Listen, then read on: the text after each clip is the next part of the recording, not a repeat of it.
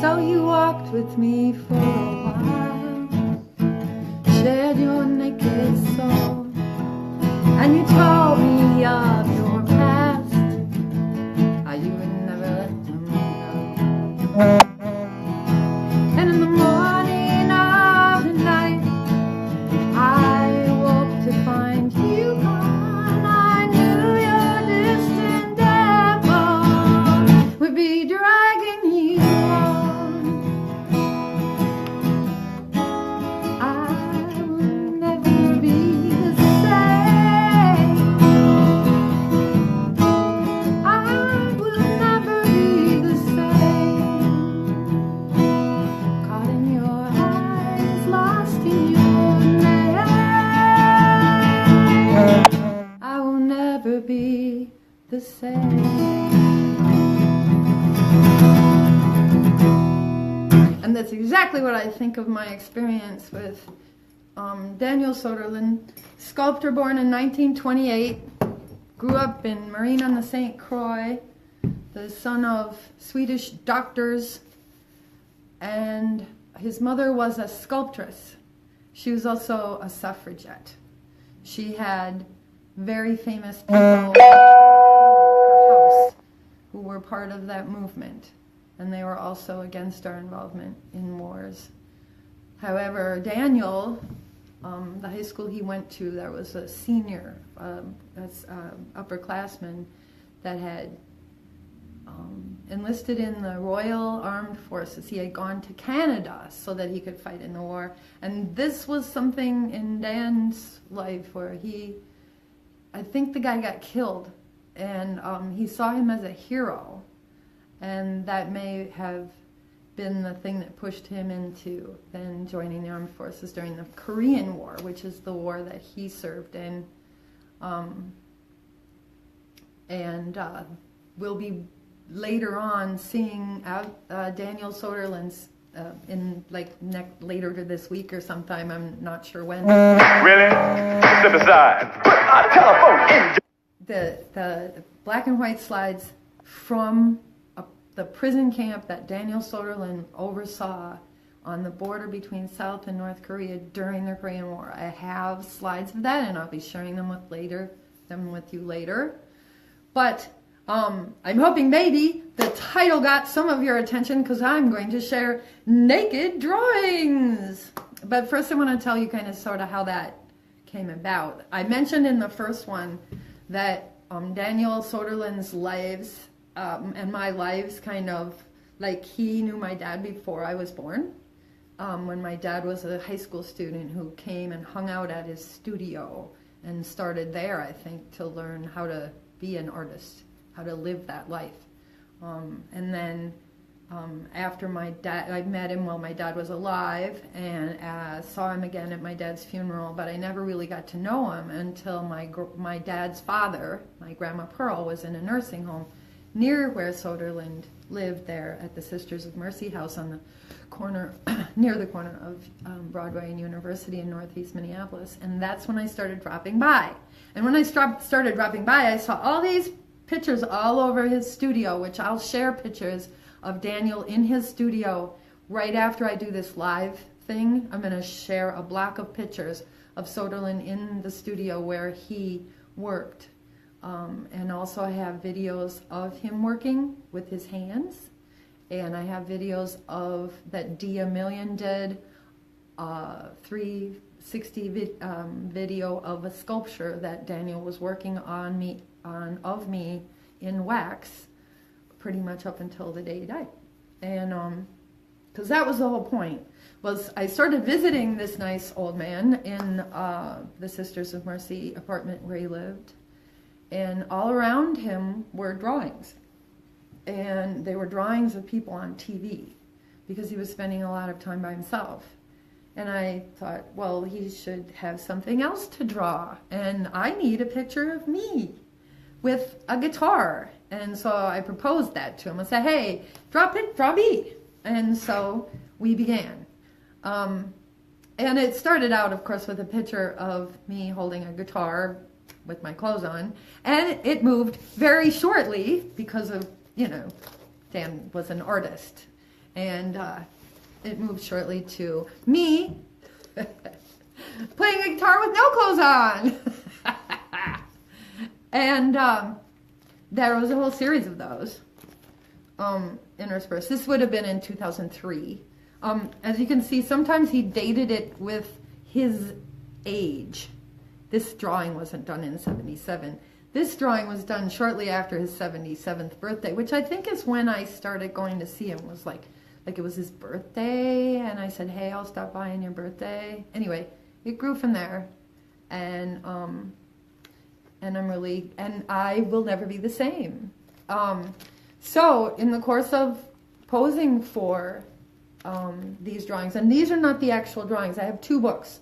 I have the book that has the actual drawings, and I have this book, which is copies. And the actual drawings are around.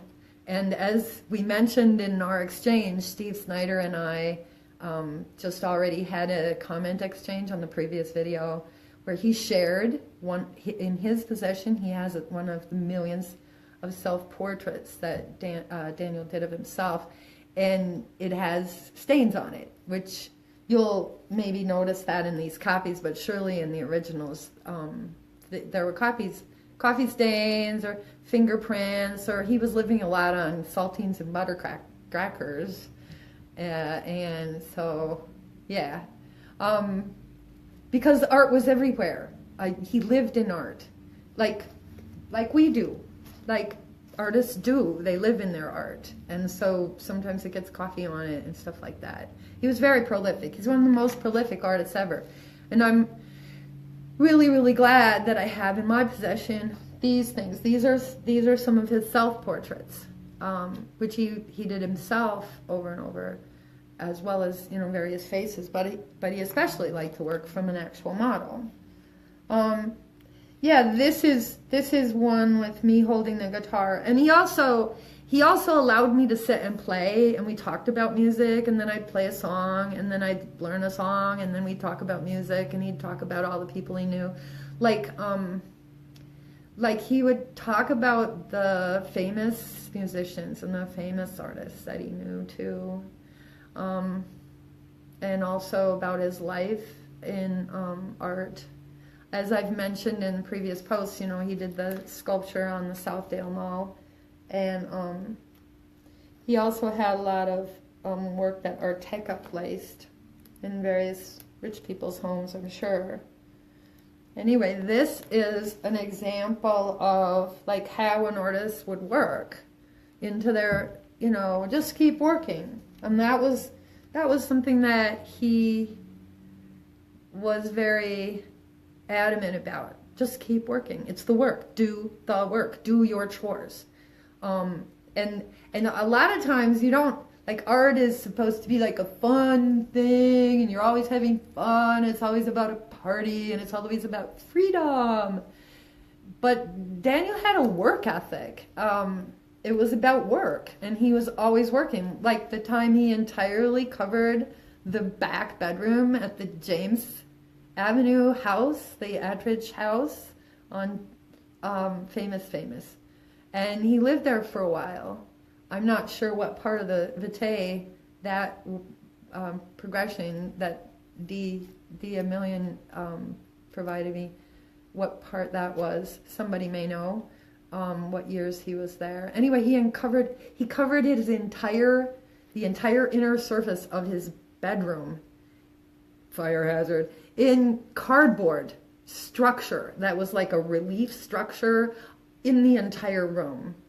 That was part of his, I think, rehabilitation from the cancer, maybe? I'm not sure. Somebody can correct me. Anyway, I never got the chance to see it. I think I saw a picture of it once, but it's legendary.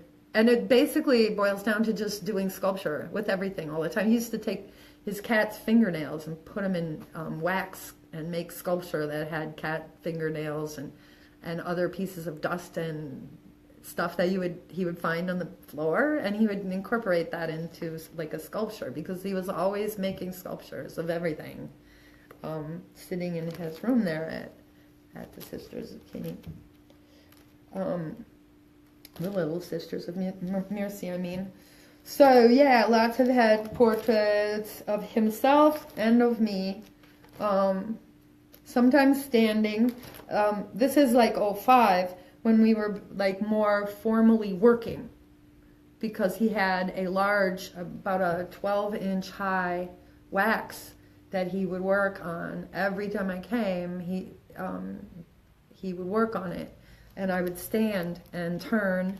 And I will show you that. I'll put that video that Dia made of those. So a lot. Sometimes I'm standing. These were his business cards that he made by hand, which was really cool. Sometimes I'm standing, and that's because I was posing for the sculpture anyway. And then he would make the drawings. And so this is 2005. We started out in 2003. So we had that 2006, it says here. And he died in 2007. So I would read sometimes while he watched television, and he would draw me while I was reading, or he would draw me while, let's see, what else am I doing?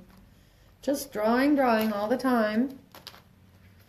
And also we have in here 2007.